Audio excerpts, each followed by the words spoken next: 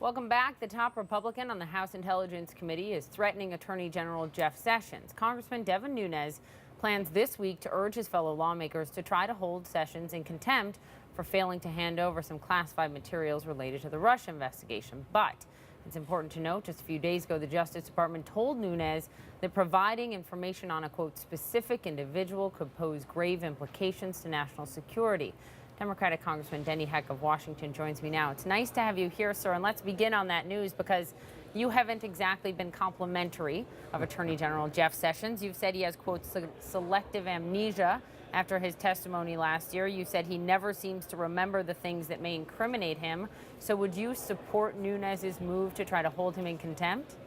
Well, first of all, let me say that I'm surprised that Chairman Nunes doesn't have more sympathy for Attorney General Sessions insofar as they both were required or compelled to recuse themselves from the Russian investigation because of alleged misdeeds.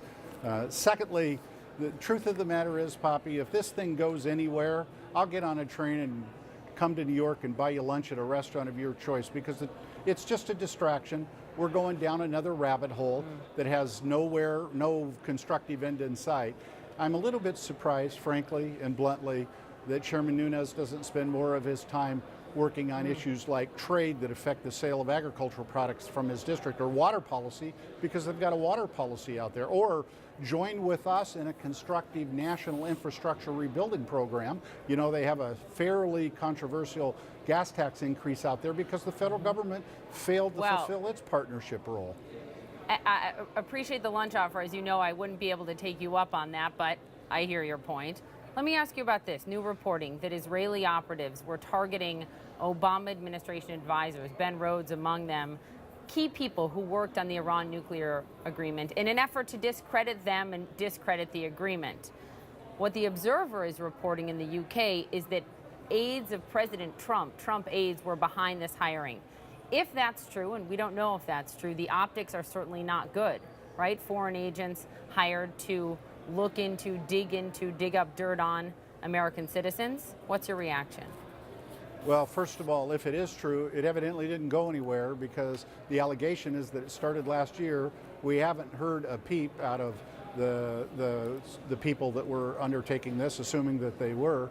Secondly, and I think frankly pretty sadly, Poppy, it just is the great big giant flashing neon exhibit A and how low politics can become in this country, where people resort to the demonization and character assassination of people with whom they simply disagree. It can't be about the policy argument anymore. It has to be about destroying their character, and I find that sad.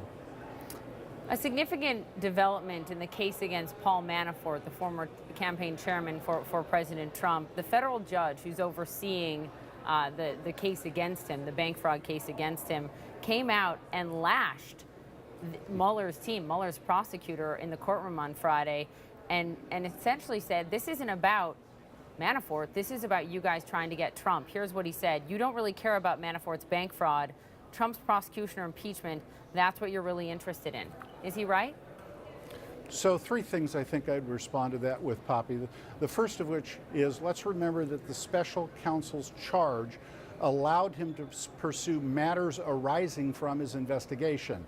And what the special counsel was doing, we can only presume, is following the ties that Paul Manafort had with Ukrainian officials and Russian officials. Secondly, insofar as this might have been a part of putting the squeeze on Paul Manafort, who's been indicted several times now, Poppy, that is an ages-old practice of every prosecutor in the history of Western civilization. But Congressman, it's probably the 10,000th time the judge has seen it. No, let me finish.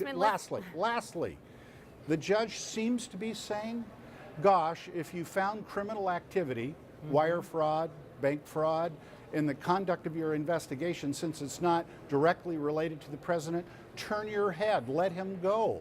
I don't understand the legal argument for denying that a crime. Your fellow Democrat on the House Intelligence Committee, the ranking Democrat, Adam Schiff, even said on this network 24 hours ago to Jake Tapper, you know, he is concerned when he hears that from the judge. Let's play it. Well, it does concern me if it influences the judge's review of the facts and the law. That seems to be the judge questioning the motives of the special counsel. Yes, it is concerning that the judge would express this opinion. You don't have Well- you don't share the same concern? Yeah, I share the concern of Ranking Member Schiff that what the judge said here was probably inappropriate, and the question here really That's ought to not be what whether or Schiff not was saying. that's. If you read the entire exchange, Well, I with Jake saw Tapper. Poppy, I saw the interview. I was sitting Me in my too. hotel room in Mitchell, South Dakota, and watched it, and I believe that's what he was saying. I think this judge should consider recusing himself, frankly. You do. Why do you think this judge make the argument that this judge has to recuse himself? I said I think he should consider it because I think this remark was highly inappropriate. He has no evidence that what Special Counsel Bob Mueller was doing was inappropriate whatsoever or outside the bounds of his investigation. Well, they want to see the underlying document of the scope of the probe. I am sure that Bob Mueller in his time, with the professionalism and the integrity that has been the hallmark of his career for 40-some years, that will all be revealed. Congressman Denny Heck, we're out of time, but thank you for being here. Thank you, Poppy. All right. So the president's